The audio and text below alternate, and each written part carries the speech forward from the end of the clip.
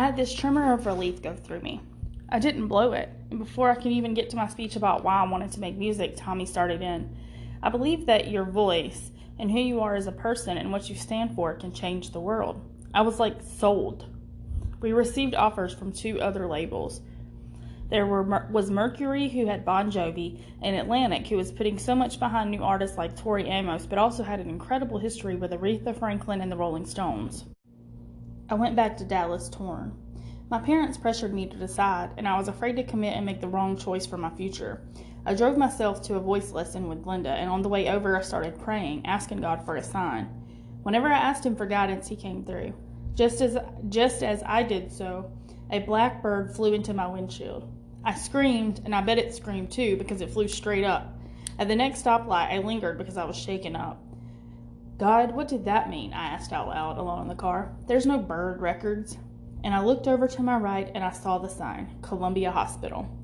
How many times over years of going to voice lessons had I rolled through this intersection and never noticed there was a hospital right there? Columbia, I said. Okay, Columbia. As I moved forward, another blackbird, or maybe the same determined one, swooped down at my windshield a second time. Okay, I hear you, God, I said, loud so he and the bird could hear me. I get the message. Thanks, God. I didn't want any more birds getting hurt. My whole family flew back to New York to sign the Columbia Records contract at Tommy Mottola's office at Sony. Right after we all took a picture, Tommy looked me up and down. Okay, you gotta lose 15 pounds, he said. What? I said, not really understanding. I was 5'3" and weighed 118 pounds, and I was 17. I think you're gonna have to lose 15 pounds, he said. Maybe 10, because that's the image you want to have. That's what it will take to be Jessica Simpson. He spoke clinically, the way a plastic surgeon would take a black marker to show you all the flaws that could magically be erased. I looked at my parents. They said nothing. Neither did I. I thought I had the job, and now I had changed myself to be Jessica Simpson. It was as if he tied my value as an artist to my weight right there like a rock and then threw it out the window of the 32nd floor of the Sony building. I immediately went on an extremely strict diet and started taking diet pills, which I would do for the next 20 years. It's important that I say this now, if only for my daughter, whenever she reads this. You are perfect as you are, but at the time, this is what we thought we had to do. I say we because I was about to become the family business, and there was a lot of pressure to be what the label needed me to be. And my dad didn't know when to say no. I only went to my senior year in high school for a month. It felt like a waste of time. We had to leave Dallas so I could start working on my album. Tom Hicks, the hockey team owner friend of my vocal coach, gave my dad $275,000 in exchange for a percentage on the start of my career. I think it was points on my first album, but I never asked. I don't know if my father asked much about it either. That money was more than 4 times what he made in a year with church and his odd jobs, so he could retire from that career and move us out to Los Angeles. Looking back, I realized that investment money was just for me, but it was the start of my money is your money mentality that seemed very natural to me. When my dad told everyone at church we were leaving, I felt responsibility for the uncertainty I saw at the Heights. A pastor becomes a father, a shepherd to the flock, and when they leave, people can feel lost. Dad's youth ministry was at an all-time high with a record number of kids coming to events in church on Sunday. Our move to Los Angeles was set for August 2nd, the day before Ashley's 13th birthday. I bought a used red BMW convertible with some of my signing money, and I drove it all the way from Dallas, with my parents caravanning in another car.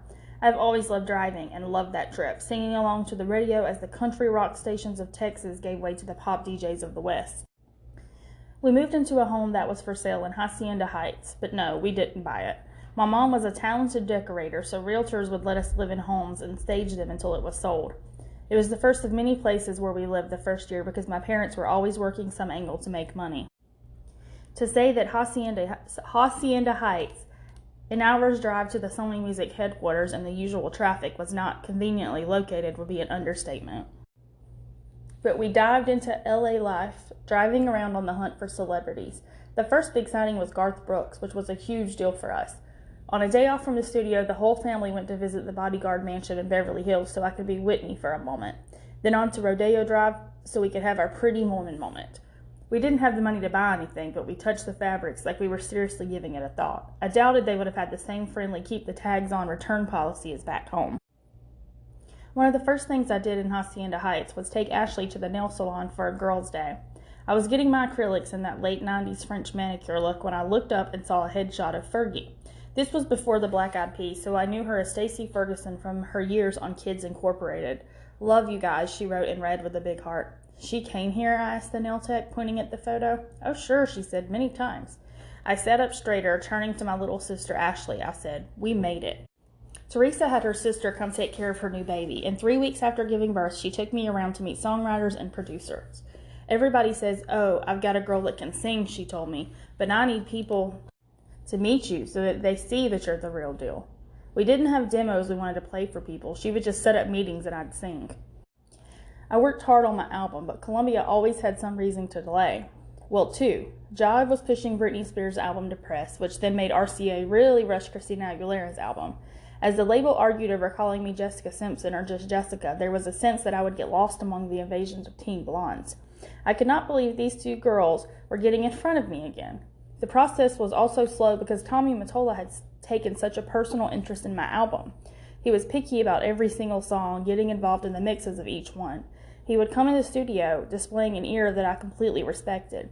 There was a reason he is who he was. He liked a song that I had written called Heart of Innocence, which was pulling lyrics from my journal to sing about holding on to my virginity until marriage. I'm sure he partially liked it because of the marketing angle. I recorded a strong ballad, "Do You Ever Love Somebody?" that Columbia was able to get on an episode of Dawson's Creek in November. I watched it with my family, and I jumped off the couch when the show turned up the volume on my voice as Pacey leaned in to kiss Andy.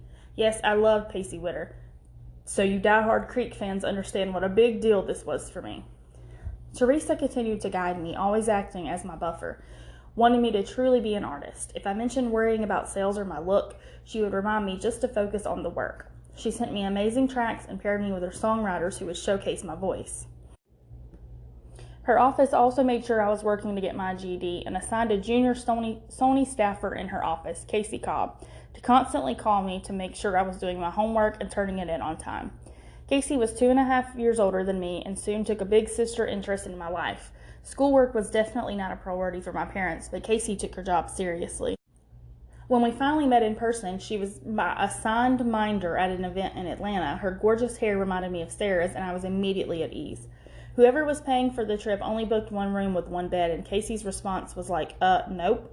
She was a real professional, and I knew she thought of me as a kid, but I felt like Sarah had sent Casey to me, so I was just excited to hang out with her.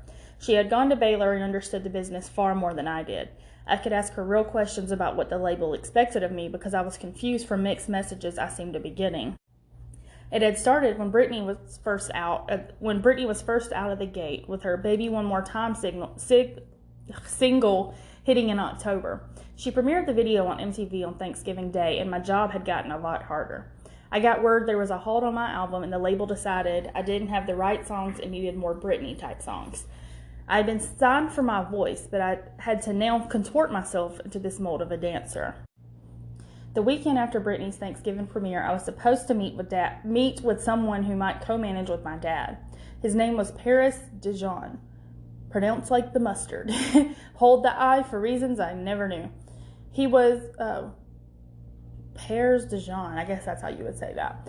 He was going to be at the Hollywood Christmas parade looking after a boy band he managed. The band was going to be on a float and their album was performing well. It spoke well of Paris, who was the tough bulldog of a guy who seemed like he could make things happen just on force alone. And just behind him was the most adorable guy I'd ever laid eyes on. Ooh, here we go. It was the smallest moment, two people locking eyes. At 18, my usual move was to be coy and look away, but I didn't. He came over, walking in a more casual version of the onstage boy band saunter I'd come to see him do from time to time, but still purposeful. "Hi, I'm Nick," he said. "Hello, my life," I thought.